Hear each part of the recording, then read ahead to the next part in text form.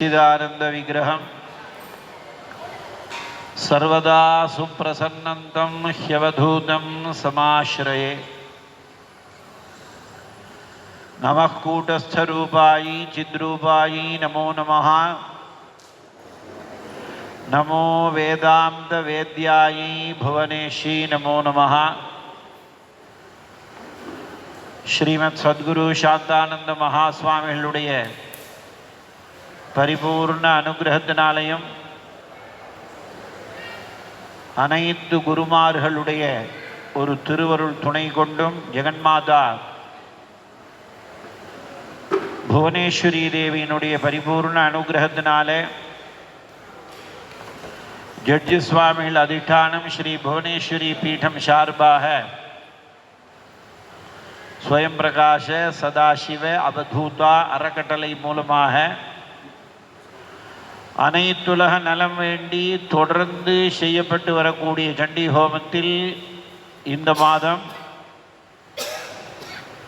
ஆஸ்திக சமாஜம் Venus colony ஆழ்வார்பேட்டையில் சத்குருநாதர்களுடைய பரிபூர்ண அனுகிரகத்தினால தசமஹா வித்யா மந்திர சகித சண்டி ஹோமமானது கூட்டு வழிபாடாக சமஷ்டியாக சங்கல்பங்கள்லாம் செய்து தனித்தனியாகவும் சங்கல்பம் செய்து சமஷ்டியா பக்தர்களுடைய ஒரு ஒத்துழைப்பினாலையும் குறிப்பாக இந்த ஆஸ்திக சமாஜத்தை நடத்தி வரும் அறங்காவலர்கள் மதுரையில் இருக்கக்கூடிய பரத்வாஜ் அவருடைய அண்ணா மற்றும் இங்கே சித்ரா மாமி மற்றும் பக்தர்கள் அனைவருடைய ஒரு பேர் ஆதரவினால இந்த 10 நாட்கள் இங்கே மிக அற்புதமாக ஹோமங்கள்லாம் செய்யப்பட்டது. காளி, தாரா, திரிபுர சுந்தரி, புவனேஸ்வரி, திரிபுர பைரவி, சின்னமஸ்தா, தூமாவதி, பகலாமுகி, மாதங்கி, கமலாத்மிகா என்று சொல்லக்கூடிய தசமஹாவித்யா மந்திரத்துடன் சேர்த்து இங்கே சண்டி ஹோமம் செய்து இன்றைய தினம் மகா பூர்ணாகுதி வைபவமானது நடைபெற உள்ளது. நாம் அனைவரும் மனிதர்கள், மனிதராக பிறப்பதற்கே மாதவம் செய்திருக்க வேண்டும். துர்லபம் மானுஷன் ஜென்மா தெய்வானுகிரக ஹேதுகம் அப்படின்னு விவேக சூடாமணியிலெல்லாம் மனுஷத்துவம் முமுட்சுத்துவம் மகாபுருஷ சமிஸ்ரயா அப்படியெல்லாம் சொல்கிறார். இந்த மனித ஜென்மா ஏற்படும் பொழுதே நாம் தேவர்களுக்கு உரிய ஒரு காரியங்களை செய்வதற்காகவும் ரிஷிகளுக்கு உரிய ஒரு வேலைகளை செய்வதற்காகவும் அப்பா அம்மாவுக்கு உரிய ஒரு வேலைகளை செய்வதற்காகவும் தான் நமக்கு இந்த உடல் கொடுக்கப்பட்டு இருக்கிறது. இதுதான் வேதங்களிலே ஆத்மாவை புத்திரநாமாசி, பிரஜாவை புத்திரநாமாசி இப்படியெல்லாம் சொல்லி வாழையடி வாழையாக இந்த தர்மம் தழைத்திருப்பதற்காகத்தான் இந்த மாதிரி எல்லாம் எல்லா விதமான ஒரு காரிய கிரமங்களையும் மகரிஷிகள் நமக்காக வழிவகுத்து கொடுத்துள்ளார்கள். அந்த மகரிஷிகளால் ஏற்படுத்தப்பட்டது தான் அத்தனை மகாமந்திரங்களும். அவர்கள்லாம் உங்களுக்கு காட்டில் உட்கார்ந்து வாதாம்பு பர்ணாசனாக அப்படின்னு சொல்லுவார். அடிக்கிற காற்றை சுவாசம் பண்ணி ஆகாரமாக சாப்பிடுவார்கள். ஓடுற ஜலத்தை எடுத்து சாப்பிடுவார்கள். தானாக விழுந்த பழம், தானாக விழுந்த இலை இவற்றையெல்லாம் சாப்பிட்டு உலக மக்கள் நன்றாக இருக்கணும்னு பிரார்த்தனை செய்து அவர்களெல்லாம் மந்திர திரஷ்டாக்களாக மந்திரங்களை பார்த்தார்கள். அதுதான் ஆருஷம் என்று சொல்கிறோம். நாம் இப்போ நம்ம விரல்லையே காயத்ரி ஜபம் பண்ணுறோம், 10 வருது. இப்போ இந்த டிவி ரிமோட்லேயும் 10 தான் இருக்குது. 0 1 இருக்குது, 9 இருக்குது. அதுக்குள்ளே எத்தனை சேனலில் மாத்திரம். அது முடியலன்னா மாடியில் போய் பெருசாக டிஷ்ஷு ஆண்டனா மாற்றி வைக்க வேண்டியிருக்கு. அவனும் மாற்றி வச்சுட்டு போயிட்டா அது என்னமோ மாறி இருக்குது. அது அலவரிசை தெரிகிறது, அதோட திருப்ப வேண்டி இப்படியெல்லாம் இருக்குது. ஆனால் ரிஷிகள் என்ன பண்ணார்கள்னா அங்கே உட்கார்ந்து உலகமெல்லாம் நன்றாக இருக்கட்டும்னு தபஸ் பண்ணும் பொழுது பல மந்திரங்களையும் தேவதைகளையும் பார்த்தார்கள். நமக்கெல்லாம் எப்படி வீட்டுக்கு விலாசம் இருக்கோ அது மாதிரி ஒரு தேவதைக்கு தியான ஸ்லோகம் இருக்கு. இப்போ சாந்தாகாரம் புஜகசயனம் பத்மநாபம் சுரேஷம்னா அவருடைய உருவத்தை வர்ணிக்கிறது. உத்யதி நத்யுதி மிந்து கிரீட்டாம் துங்ககுஜாம் நயனத்ரயுக்தாம் ஸ்மேரமுகீம் வரதாங்குஷபாஷ அபீதிகராம் பிரபஜி புவனேஷீம் புவனேஸ்வரி தியானம். श्यामनिभवेदकरवह्निनयनं स्यात् पङ्कजवराभय जपाक्षवलयुक्तम् अङ्गहिमभूषणविचित्रससनं स्यात् तुङ्गमकुटोज्ज्वलमनोन्मनी स्वरूपம். மனோன்மணியோட தியான ஸ்லோகம். இப்படி காட்டில் ரிஷிகள் தபஸ் பண்ணி அவர்கள் பார்த்ததை தியான ஸ்லோகமாகவும் அதற்குரிய மந்திரங்களாகவும் எழுதினதுனால தான் அவர்கள் ரிஷி என்று சொல்வோம். அவர்கள் வேதத்தை அனுசரித்து புராணங்களையும் மூல மந்திரங்கள், ஸ்தோத்திர மந்திரங்கள், மாலா மந்திரங்கள், பீஜாட்சர மந்திரங்கள், ஒவ்வொரு மனிதனுக்கு பஞ்சதச திதி ரூபேண காலஸ்ய பரிணாமம் அவலோகனஸ்திதி பஞ்சதச நித்யாக. நம்ம தமிழ்நாட்டில் தான் நட்சத்திரத்தை பிறந்த நாளாக நாம் வைத்துக் கொள்கிறோம். தமிழ்நாட்டை தாண்டி இந்த பக்கம் கர்நாடகாவோ அல்லது ஆந்திராவோ போயிட்டோம்னா பிறந்ததையே திதி தான் வைத்துக் கொள்வார்கள். காரணம் என்னன்னா பஞ்சதச திதி ரூபேன காலஸ்ய பரிணாமம் அவலோகன ஸ்திதி பஞ்சதச நித்யாக. பஞ்சதச அந்த 15க்கும் நித்யா தேவிகள் இருக்கிறார்கள். அந்த பஞ்சதச திதி ரூபமாக எல்லாத்தையும் மகரிஷிகள் அப்படியே காட்டில் இருந்து நமக்காக பார்த்து எழுதி வச்சது தான் இத்தனையும் மந்திரம் ஓலைச்சுவடியில் இருந்தது. அதுக்கப்புறமா என்ன ஆச்சுன்னா யுகந்தோறும் மக்களுக்கு சொல்லி கொடுப்பதற்காக கிருதயுகத்தில் பகவான் சத்யதேவர் அவதாரம் செய்து ஜெகத்குருவாக விளங்கி உலக மக்கள் அனைவருக்கும் போதனை செய்து காப்பாற்றினார்கள். கிருத்தேது பகவான் சத்யா திரேதாயாம் தத்தையேவச்சா. திரேதாயுகத்தில் தத்தாத்திரேயர் அவதாரம் செய்து ஜெகத்குருவாக விளங்கி அனுகிரகம் செய்தார். துவாபர யுகத்தில் வேதவியாசர் அவதாரம் செய்து ஜெகத்குருவாக இருந்து அனுகிரகம் செய்தார்கள். இப்போ நடந்திருக்கக்கூடிய கலியுகத்தில் ஆதிசங்கர பகவத்பாதால் அவதாரம் செய்து அதெல்லாம் அப்படியே நமக்கு புரியும்படியாக எப்படி நாம் வாழ்க்கையில் வாழணும், எந்த மாதிரி உபாசனைகளை செய்யணும் அப்படிங்கிறதுக்கெல்லாம் அவர் வழிவகுத்து கொடுத்து ஷண்மத உபாசனை, அந்த உபாசனையெல்லாம் சீராக நடப்பதற்காக ஆம்நாய பீட்டங்கள் எல்லாத்தையும் ஸ்தாபனம் செய்து ஆதிசங்கரர் நமக்கு அனுகிரகம் செய்தார். 3 யுகத்தில் இந்த சந்நியாச தர்மம் தழைத்து ஓங்கி தான் இருந்தது. ஆனால் இந்த கலியுகம் உடனே என்ன ஆச்சு அப்படின்னா அக்னிஹோத்திரம், கவாலம்பம், சந்நியாசம், பலபைத்திருக்கம், தேவராட்ச சுதோத்பத்தி, கலவு, பஞ்ச விசர்ஜயத்துன்னு 5 காரியம் கலியில் பண்ண முடியாதுப்பா, அதனால நீ சிரமப்படாதேன்னு ஒரு ரிஷி சொன்னார். தினந்தோறும் நான் வேள்வி செய்கிறேன், அக்னிஹோத்திரம் பண்ணுறேன்னா உன்னால் முடியாது. அப்புறம் நான் ஏறு உழுதுதான் நான் பயிரெல்லாம் நெல்லெல்லாம் விதைப்பேன்னா அதுவும் முடியாது. டிராக்டர் வந்துடும், 2 கையில் ஓட்டின்னு போகிறது, அப்படி திருப்பி ஓட்டின்னு போகிறது, இதெல்லாம் வந்துருப்பா, முடியாது. அதுக்கப்புறம் பிதிருக்காரியங்கள்லாம் கூட சரியாக நடக்காதுப்பா, அதனால தான் எல்லா இடத்துலையும் பரிகார ஸ்தலங்களாக இருக்கும். அதுக்கப்புறம் அரசாங்கமும் உனக்கு சற்று சொல்லிக்கொள்கிற மாதிரி இருக்காது. சந்நியாசம்ங்கிறது இதெல்லாம் சேர்ந்து இருக்க வேண்டிய சூழ்நிலையில் அவர்கள் இருப்பதுனால இந்த சந்நியாசமும் இந்த யுகத்துக்கு வேண்டாம்னு ரிஷிகள்லாம் முடிவு செஞ்ச பொழுது ஆதிசங்கர பகவத்பாதால் அவதாரம் செய்து அப்படியெல்லாம் இருக்கக்கூடாது, மற்ற 4 வேண்டாம், சந்நியாசம் கண்டிப்பாக வேணும். ஏன்னா அப்போ தான் அவன் பற்றற்று இருந்து உலகத்துக்கு நன்மையை அவனால் செய்ய முடியும். அவன் இதுன்னு ஒன்று வந்துருதுன்னா அப்புறமா அவன் செய்கிறது கஷ்டமாயிடும். அதனால இப்போ எல்லாம் அது இல்லாமல் இப்போ இன்டர்நெட்டு மாட்டின்னு இருக்கோம், வலையில் அப்படியே உள்ளுக்குள்ளே மாட்டின்னு இருக்கோம். அது மாதிரி மாட்டல் இல்லாத ஒருத்தன் இருக்கணும்னா அவன் சன்னியாசியாக தான் முடியும்பா. அப்படின்னு சொல்லி அவர் தசநாம சம்பிரதாயத்தில் நதி, தீர்த்த, புரி, கிரி, பர்வத, அரண்ய, சரஸ்வதி, இந்திர சரஸ்வதி, பிரம்மேந்திர சரஸ்வதி, இப்படியெல்லாம் ஒரு தசநாமி சம்பிரதாயத்தை அவர் வழிவகுத்து கொடுத்து அனுகிரகம் பண்ணினார். அவருடைய வழிகளில் தான் இன்னைக்கு உலகத்தில் இருக்கக்கூடிய சன்னியாசிகள் எல்லோரும் இருந்து வருகிறோம்.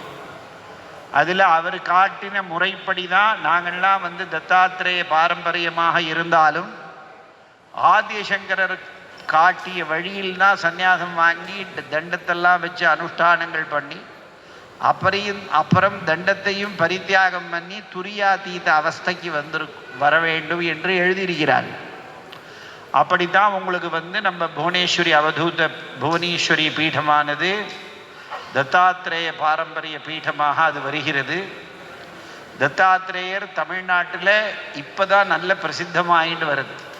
இப்போ கிட்டத்தட்ட எனக்கு தெரிஞ்ச ஒரு 12-13 க்ஷேத்திரங்கள் இன்னைக்கு வந்தாச்சு உங்களுக்கு, தத்தாத்திரேயருடைய க்ஷேத்திரம். இப்போ நாம் வடநாட்டு சம்பிரதாயத்தில் பார்த்தோம்னா நவநாத் சம்பிரதாயம் என்று சொல்லுவார்கள். கிருதே ஜனார்தனோ தேவஹா திரேதாயாம் ரகுநந்தனஹா துவாபரே ராமகிருஷ்ணவுச்சே கலவு ஸ்ரீபாத வல்லபா. ராமேஸ்வரம் எப்படி நமக்கெல்லாம் போய் திலஹோமங்கள்லாம் பண்ணுறதுக்கு ஒரு இடமா இருக்கோ, அதே மாதிரி இந்த பீட்டாபுரம்னு இந்த ராஜமுந்திரி சாமல்கோட் பக்கத்தில் ஒரு 15-16 கிலோமீட்டர் போனால் பீட்டாபுரம்னு அங்கே தத்தாத்திரேயர் கலியுகத்தில் அவதாரம் பண்ணியிருக்கார்.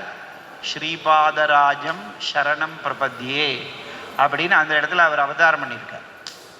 அதனால் அந்த தத்தாத்திரேய சுவாமி தான் இந்த துரியாதீத அவதூத மார்க்கத்தெல்லாம் உபதேசம் பண்ணினவர்.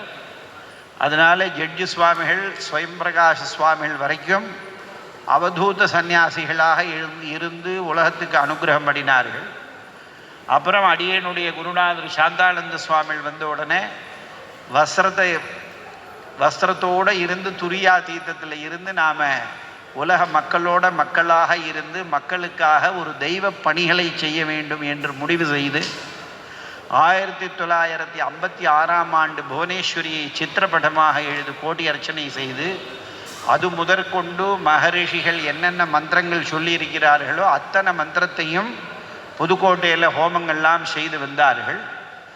அந்த ஹோமத்தோட ஒரு பலன், அவரும் காஞ்சி ஆச்சாரியால் ஸ்ருங்கேரி ஆச்சாரியால்கிட்ட ரொம்ப நெருக்கமாக இருந்தார்கள். சாந்தானந்த சுவாமிகளும் 61 இளையாற்றங்குடிக்கு மகாபரிவா வரும்பொழுது புதுக்கோட்டைக்கு வந்து புவனேஸ்வரியை இந்த இடத்துல தான் வைக்கணும்னு 2 பேரும் தேர்ந்தெடுத்த இடத்துல தான் இப்போ நாம் புவனேஸ்வரியை வச்சு பிரதிஷ்டை பண்ணியிருக்கோம். ஓம்காரானந்த மகா சுவாமிகள் அவர்கள் 16 ஆண்டு காலம் அங்கே பீட்டாதிபத்தியத்தை ஏற்று தர்ம சம்வர்தனி கோவில் மாதிரி திருவையார் மாதிரி நாம் அதை ஏற்படுத்தணும் அப்படிங்கிற ஒரு சத்திய சங்கல்பத்தை செய்து 2017ஆம் ஆண்டு நானும் அவரும் சேர்ந்து சாதுர்மாசியங்கள் செய்து அப்பையிலேருந்து அந்த பணிகள் ஆரம்பித்து 2025 தான் அந்த பணி பூர்த்தியாச்சு. அவர் என்னென்ன நான் சரஸ்வதி மஹாலில் போட்ட சிற்ப ரத்னாகரம், சிற்ப சாஸ்திரங்கள், மயமத்தம், இந்த புஸ்தகங்கள்லாம் பார்த்து அந்த தியான ஸ்லோகத்து வடிவத்தெல்லாம் எடுத்து அதுக்கு நிறையா வேலைகள் பார்த்து அதுக்கப்புறமா 14,100 சதுரடி கல்ஹாரமாக திருப்பணி செய்து ஒரு 11,000 சொச்சம் பக்தர்களை ஒருங்கிணைத்து அவர்கள் கொடுக்கக்கூடிய ஒரு திரவியங்களை வைத்து அந்த இடத்துல கல்ஹார திருப்பணி செய்து கும்பாபிஷேகம் நடைபெற்று 3 ஆண்டுக்கு விடாமல் புவனேஸ்வரி கோட்டி மூலமந்திர ஹோமமும் சாயந்தரம் இதே மாதிரி சண்டி ஹோமமும் அங்கே நடந்து வருகிறது. அது இன்னும் பலப்படணும், அந்த பீடம் தொடர்ந்து குரு பாரம்பரிய பீடமாக விளங்கணும்.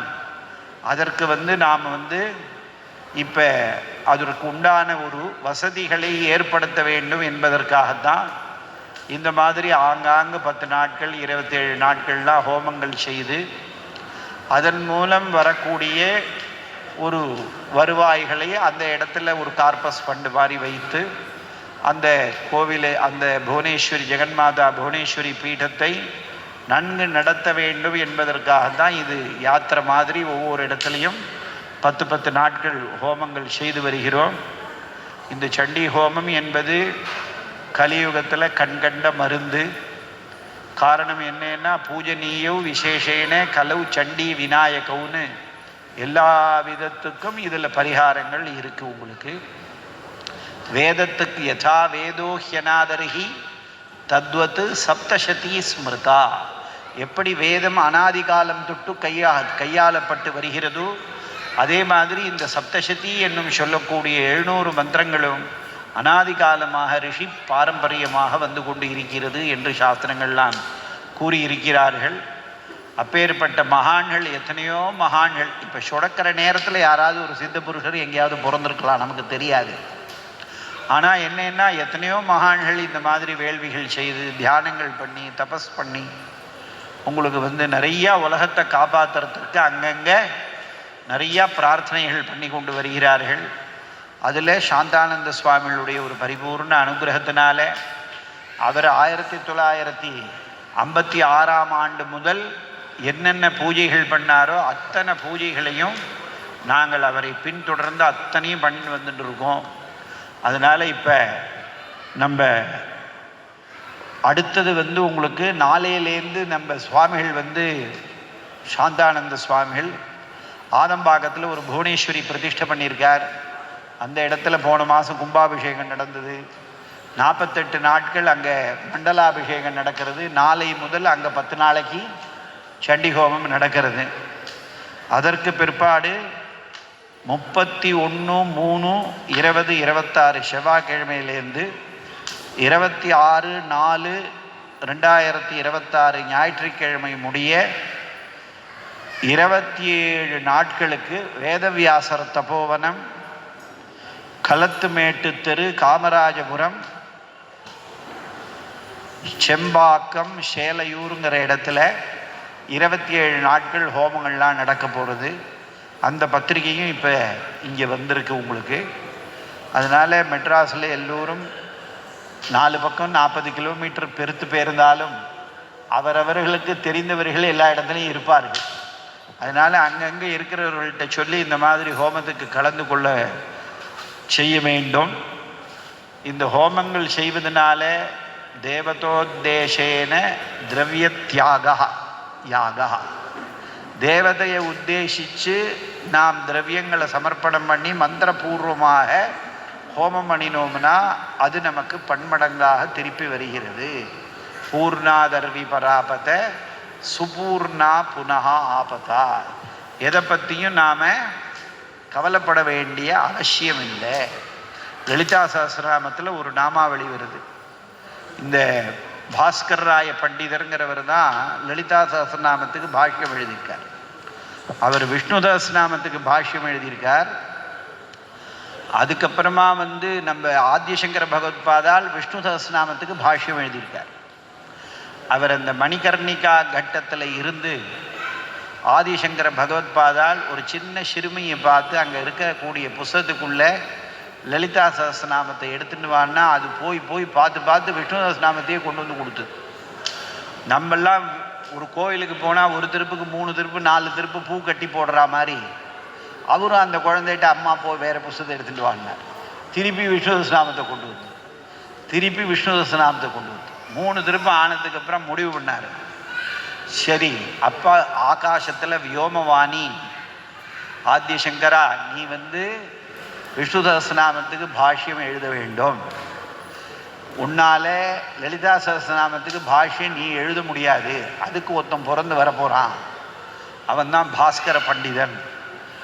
அந்த ஒரு கவலையை போக்கிக் கொள்வதற்காக லலிதா திரிஷதிக்கு நீ பாஷ்யம் எழுதுவாயாகன்னு பகுஷோபமானாமுமாம் ஹைமவதீன் தாகுமுஹோ வாஜா. ஆகாசத்தில் வியோமவாணி அசரீரியாக ஆதிசங்கரர் காதில் விழும்படியாக சொன்ன உடனே அவர் விஷ்ணு சஹஸ்ரநாமத்துக்கு பாஷ்யம் எழுதி அம்பாளுக்கு சஹஸ்ரநாமத்துக்கு பாஷ்யம் எழுத முடியலையேங்கிற குறையை போக்கிக்கிறதுக்காக திரிஷதிக்கு பாஷ்யம் எழுதினார். திரிஷதிங்கிறது கையேயி லஹ்ரீம் ஹசகஹல ஹ்ரீம் சகல ஹ்ரீம்னு 15 எழுத்து மந்திரம். காலேந்து ஆரம்பித்து இந்த 15 எழுத்தில் 300 நாமாவளி. ககார ரூபா கல்யாணி, கல்யாண குணசாலினி, கல்யாண சைல நிலையா, காவரிசையில் 20 நாமாவளி. 15 எழுத்துக்கு 300 நாமாவளிக்கும் அவர் பாஷ்யம் எழுதியிருக்கார். இந்த லலிதா சஹஸ்ரநாமத்துக்கு பாஷ்யம் எழுதினவர் நம்ம திருவிடமதூர் பக்கத்தில் பாஸ்கர் ராஜபுரத்தில் பாஸ்கர பண்டிதர்னு ஒருத்தர் அவதாரம் செய்து அவர் தான் அதுக்கு லலிதா சஹஸ்ரநாமத்துக்கு பாஷ்யம் எழுதியிருக்கார். அவர் என்ன பண்ணார் அப்படின்னா, நம்மளை மாதிரி தான் எல்லாரும் நம்ம முன்னோர்கள் இல்லாமல் கஷ்டப்பட்டு உலகத்தையும் காப்பாற்றிருக்கா, குடும்பத்தையும் காப்பாற்றிருக்கா. இந்த கதையிலேருந்தெல்லாம் நம்ம தெரிஞ்சுக்க வேண்டியிருக்கு. இந்த அம்பாள் பூஜை பண்ணுறதுக்கு பகவான் கண்ணன் ஈஸியாக வழி சொல்லிட்டார். பத்திரம் புஷ்பம் பலந்தோயம் யோமே பக்தியா பிரயச்சதி அப்படின்னு சொல்லிட்டார். அதே மாதிரி ஸ்ரீவித்யிலையும் ஆரம்பத்தில் சங்கல்பமே யதாசக்தி யதாமதி யதா லப்த திரவியேன சக, என் புத்திக்கு எட்டியவாறு என்னுடைய சக்திக்கு ஏற்றவாறு எங்கிட்ட இருக்கிற பொருட்களை வச்சு நான் பூஜையை பண்ணுறேங்கிற மாதிரி ஒரு சங்கல்பத்தோடு தான் ஆரம்பிக்கிறோம். ஆனால் என்ன ஆச்சு அப்படின்னா, இந்த சதுஷ்டியா தந்திரங்கள்னு 64 தந்திரங்கள் இருக்குது. அதில் என்ன போட்டிருக்கு அப்படின்னா, தங்கமயமான பாத்திரங்கள்லாம் வச்சு பூஜை பண்ணணுங்கிற மாதிரியெல்லாம் அந்த ஸ்ரீவித்யா ரத்ன சூத்திரம் தந்திர சாஸ்திரங்கள்லாம் இருக்குது.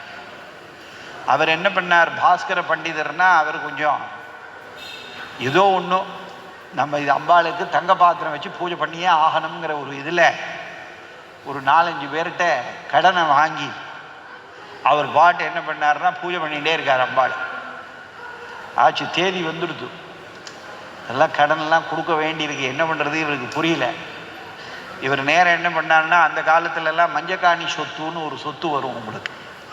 மஞ்சக்காணி சொத்துன்னு சொல்லி மனைவி வீட்டு சீதனமாக கணவனுக்கு கொடுப்பாரு. இந்த காலத்து மாதிரி வசதிகள் அப்போ இல்லை. அதனால் அவருக்கு 2 மனைவிகள் இருந்த காரணத்தினால உங்களுக்கு என்ன ஆச்சுன்னா, அவள் 2 பேரையும் கூப்பிட்டு, அம்மா நீங்கள் போய் ஏதாவது வாங்கிட்டு வந்து, நான் இங்கே பூஜை பண்ணிகிட்டு இருக்கேன், நம்ம எல்லாருக்கும் கடனை சீக்கிரமாக கொடுத்து முடிச்சு விடலாம் அப்படின்னு சொல்லி மனைவியை அனுப்புகிறார். அனுப்பிட்டு இவர் உட்காந்துட்டு அந்த இந்த கட்டு சாக்கூட மாதிரி அந்த அம்மாலாம் சாப்பாடெல்லாம் எடுத்துகிட்டு இப்படி ரெட்டை மாட்டு வண்டியில் மெதுவாக போயின்னு இருக்கலாம். இவர் உட்கார்ந்து சஹஸ்ரநாமத்தை சொல்லி அர்ச்சனை பண்ணுறார். ஓம் ஸ்ரீமாத்ரே நமஹ, ஸ்ரீ மகாராஜ்ஞி நமஹ, ஸ்ரீமத் சிம்ஹாசனேஸ்வரியை நமஹ. அதில் அபர்ணாயி நமஹான்னு ஒரு நாமாவளி வருது. அபர்ணாயி நமஹாங்கிற நாமாவளிக்கு என்ன அர்த்தம்னா, பரமேஸ்வரனை வேணும்னு பிரார்த்தனை பண்ணும் பொழுது பார்வதி தானாக மரத்திலேருந்து விழுந்த இலையை கூட சாப்பிடாம தபஸ் பண்ணினதாக ஒரு அர்த்தம் இருக்கு. ஆனால் இவருக்கு அதுக்கு மேலே நாமாவளி நினைவே வரல. அபர்ணாயை நமஹா, அபர்ணாயை நமஹா இதையே பண்ணுறார். இவர் மனசில் என்ன நினைச்சாருன்னா, அம்மா என்னுடைய கடனெல்லாம் நீ போக்கிடுவில்ல, ரிணமிஷ்ட மதத்வைவே கின்னாம ஜபதோ மமா சிவே கதமபர்ணேதி ரூடிர் பாராயதேதி கிம். நான் ஏதோ ஒன்று பூஜை பண்ணணுங்கிற ஆசையில் 10 பேருக்கு நல்லது பண்ணணும், உலகத்துக்கு நல்லது கிடைக்கணுங்கிற ஆசையில் தான் பூஜை பண்ணினேனே தவிர என்னுடைய அகங்காரத்துக்கோ மமகாரத்துக்கோ நான் பூஜை பண்ணலை. என்னை இந்த கடனெல்லாம் நீ எனக்கு போக்கிடுவில்லை. அப்படியே அந்த நாமாவளியை சொல்லி சொல்லி பூஜை பண்ணிகிட்டே இருக்கேன். கொஞ்ச நேரத்தில் திரும்பி பார்த்தா இவர் யாருக்கு ப்ரோ நோட் போட்டு கடன் வாங்கினாரோ அவன் அத்தனை பேரும் சாட்சாகமாக நமஸ்காரம் பண்ணி அதெல்லாம் அந்த பேப்பர்லாம் வச்சுட்டான்.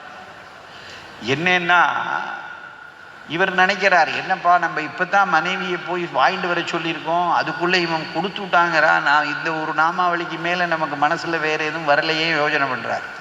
அப்போ ஒரு ஆகாசவாணி கேட்குறோம், ஏன்னா கடன் வாங்கினது உங்கள் 3 பேருக்கு தெரியும்ப்பா, அதனால் நான் என்ன பண்ணேன்னா அம்பாள் உன் மனைவி ரூபமாக போய் கடன் வாங்கினவன்ட்டெல்லாம் அடைச்சுட்டேன் நான். அதனால் இங்கே அவன் உன்னை நமஸ்காரம் பண்ணுறான், அதனால் நீ இனிமேல் கவலைப்படாமல் என்னை பூஜை பண்ணி உனக்கு எல்லாம் நடக்கும்னு அம்பாள் அனுகிரகம் பண்ணேன். எப்படி ஆதிசங்கரருக்கு ஒரு யோமவாணி அசரீரி கேட்டு அவர் திரிசதிக்கு பாஷ்யம் எழுதினாரோ அதே மாதிரி இவருடைய ரிணங்கள்லாம் போச்சு. அபர்ணாயி நமஹான்னா கடனை போக்குபவள். எந்த கடன் வேணாலும் இருக்கலாம். ஏன்னா ரிண அனுபந்த ரூபேன பசு பத்னி சுத ஆலய ரிணக்ஷயே க்ஷயம் யாந்தி கா தத்திர பரிதேவனா. ஒருத்தனுக்கு இந்த உப்பு தண்ணி இருக்கிற மட்டும்தானே நான் அவங்ககிட்ட இருக்க போகிறேன்னு எல்லாரும் பேசிப்போம் நம்ம வழக்கத்தில். உப்பும் தண்ணியும் இருக்கிற மட்டும்தான் இந்த இடத்துல நான் இருக்க போகிறேன் அப்படின்னு. அது மாதிரி நமக்கு யார் மனைவியாக வரணும், நாம் என்ன வேலைகள் செய்யணும், நமக்கு என்னென்ன பகவான் கொடுக்கணும் அப்படிங்கிறதெல்லாம் நமக்கு ஒரு பாக்கியத்தோடு தான் இந்த இடத்துக்கு நம்மளை அமைச்சிருக்கார். அதில் நமக்கு சில சிரமங்கள் வந்தால் அந்த சிரமங்கள்லாம் போக்கிக்கிறதுக்கு தான் மகரிஷிகள் இத்தனை மந்திரங்களை நமக்கு சொல்லி கொடுத்துருக்கிறார்கள்.